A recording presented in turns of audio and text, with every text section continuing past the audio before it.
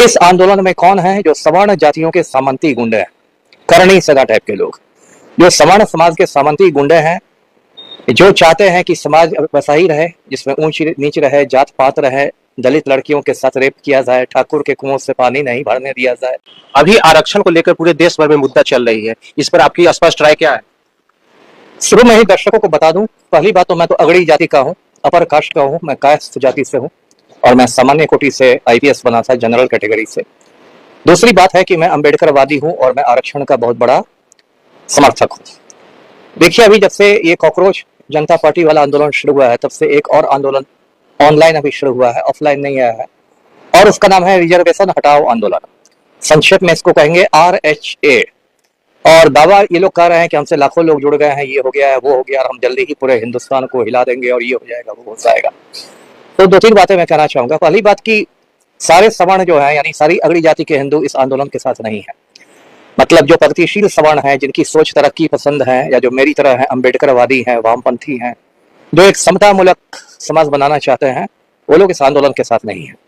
इस आंदोलन में कौन है जो सवर्ण जातियों के सामंती गुंडे हैं, करणी सदा टाइप के लोग, जो सवर्ण समाज के सामंती गुंडे हैं, जो चाहते हैं कि समाज वैसा ही रहे जिसमें ऊंच नीच रहे, जात पात रहे, दलित लड़कियों के साथ रेप किया जाए, ठाकुर के कुओं से पानी नहीं भरने दिया जाए, दलितों को, बहुजनों को शिक्षा से वंचित रखा जाए, उनको अधिकारों से वंचित रखा जाए। और संक्षेप में ये पूरे भारतीय संविधान पर एक हमला है, क्योंकि आरक्षण की अवधारणा कोई हवा से नहीं आई, वो भारतीय संविधान की देन है, बाबा साहेब अम्बेडकर की देन है। तो संक्षेप में ये पूरे भारतीय संविधान पर हमला है। और अब तो इन लोगों ने उसके साथ और भी मुद्दे जोड़ दिए हैं कि यूजीसी कानून भी वापस लो, तो SC/ST एक्ट भी खत्म करो। तो ये लोग पूरे भारत को फिर एक मनुवादी समाज बनाना चाहते हैं। जैसे जो हिंदुओं का ग्रंथ है मनुस्मृति, जिसमें ढेर सारा कचरा है, दलितों के बारे में गंदी गंदी बातें हैं, जिसकी वजह से डॉक्टर अम्बेडकर ने मनुस्मृति दहन भी किया था, जलाया भी किया था। तो ये सामंती गुंडे जो हैं, ये फिर उसी मनुस्मृति के रास्ते भारत को ले जाना चाहते हैं, संविधान के रास्ते नहीं। तो इनकी ये चाल नहीं सफल होगी। किसी की औकात नहीं आज की तारीख में कि आरक्षण को खत्म कर दे। दर्शकों को याद होगा 2015 में बिहार में विधानसभा चुनाव हुए थे, और उसमें RSS के प्रमुख मोहन भागवत ने एक बार कह दिया था कि आरक्षण की समीक्षा होनी चाहिए, और भाजपा का ऐसा सुपड़ा सप हुआ था कि सब राम भक्त होश में आ गए थे। तो ये सब नहीं है, क्योंकि देखिए, अगर आप सीधे अंक गणित देखिए तो लगभग 70% या उससे भी ज्यादा आबादी भारत में दलित बहुजनों की है। तो किसी भी सरकार की औकात नहीं है कि वो आरक्षण को समाप्त कर दे। ये तो मतलब मैं इसकी बात कर रहा हूँ, राजनीति की बात। नैतिक तरीके से भी आप क्यों आरक्षण समाप्त कीजिएगा, जब समाज में इतना आरक्षण ऐसे ही तो हवा में नहीं आया। हजारों सालों तक हिंदू समाज में जो ऊंच नीच रहा, जो अस्पृश्यता रही, दलितों के साथ भेदभाव हुआ, उसके खिलाफ एक लंबा संघर्ष की कहानी है। बड़े बड़े समाज सुधारकों ने जाति उत्पीड़न के खिलाफ आवाज उठाया। गौतम बुद्ध से लेके, कबीरदास से लेके, स्वामी दयानंद से लेके, अम्बेडकर से लेके, गांधी जी से लेके, ज्योतिबा फुले से लेके, पेरियार से लेके, मतलब अंतहीन सूची है। तो उस उतने लंबे संघर्ष के बाद आया। और ये जो सामंती गुंडे हैं, मैं इनको सामंती भी बस नहीं कर रहा हूं, ये सामंती गुंडे हैं। ये सामंती गुंडों का क्या पाखंड है कि ये चाहते हैं कि जाति व्यवस्था बनी रहे लेकिन आरक्षण खत्म हो जाए। जी सर, आपको लगता है कि कुछ लोग जो है कि समाज को इस तरह से मुहिम में फंसाकर समाज को बांटना चाह रहे हैं? वो तो है ही, वो तो है ही। आप समाज को गृह युद्ध की ओर धकेल रहे हैं, सीधी बात है। क्योंकि देखिए, जो दलित बहुजन है वो क्या मंगल ग्रह से आए हैं, वो भी इसी देश के बच्चे हैं, उनको भी आगे बढ़ने का अधिकार है, उनको भी मतलब अवसर पाने का अधिकार है, नौकरी में, शिक्षा में, हर जगह। तो आप जब फिर उनको पीछे धकेलने की कोशिश करिएगा, जो पहले का एक अंधकार युग था, मध्य युग था, तो वो तो आपके साथ आएंगे नहीं। तो फिर इसका होगा क्या?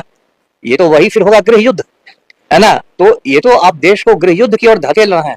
इससे क्या होगा? आरक्षण हटने वाला नहीं है। आप अलबत्ता तनाव पैदा कीजिएगा, गृह युद्ध होगा, हिंसा होगी, समाज में जहर घुलेगा और कुछ नहीं होगा। समाज में आरक्षण हटाओ की बात के बाद बहुत सारे जो बहुजन समाज के लोग हैं और जो बुद्धिजीवी लोग हैं, वो सवाल उठा रहे हैं कि आरक्षण हटेगा तो EWS भी वापस होना होगा, UGC कानून के लिए भी बोल रहे हैं। उसके बाद जो कॉलेजियम सिस्टम है उस पर भी वो लोग प्रश्न चिन्ह उठा रहे हैं। नहीं, वो तो सही बात है ना। देखिए, कहते हैं कि बात निकलेगी तो दूर तलक जाएगी, है ना। यदि आप इसी पर बहस कीजिएगा तो फिर ये होगा ना कि मंदिरों में सिर्फ ब्राह्मण ही पुजारी क्यों होते हैं, है ना। वहां भी आरक्षण हटाया जाए, राम मंदिर का पुजारी पहले दलित को बनाया जाए, है ना। जितने भी मंदिर है भारत के, हजारों मंदिर है, कम से कम हजारों या लाखों में होंगे, तो उनके पुजारियों को, सारे ब्राह्मणों को हटा के दलितों को बनाया जाए, मंदिरों में भी आरक्षण समाप्त हो। ऐसा थोड़ा होगा कि बस नौकरी और शिक्षा में आरक्षण समाप्त हो जाएगा। मैंने कहा ना, बेसिकली ये जो सामंती गुंडे हैं, ये पाखंडी लोग हैं। ये चाहते हैं कि जाति व्यवस्था बनी रहे। मेरा ये कहना है, बहुत सारे लोगों का कहना है कि आरक्षण जाति व्यवस्था की उपज है। आप जाति व्यवस्था खत्म कर दीजिएगा, आरक्षण स्वतः खत्म हो जाएगा। ये अमिताभ दास बोल रहे हैं। तो और कौन बोल रहा है? मैं ही बोल रहा हूं ना।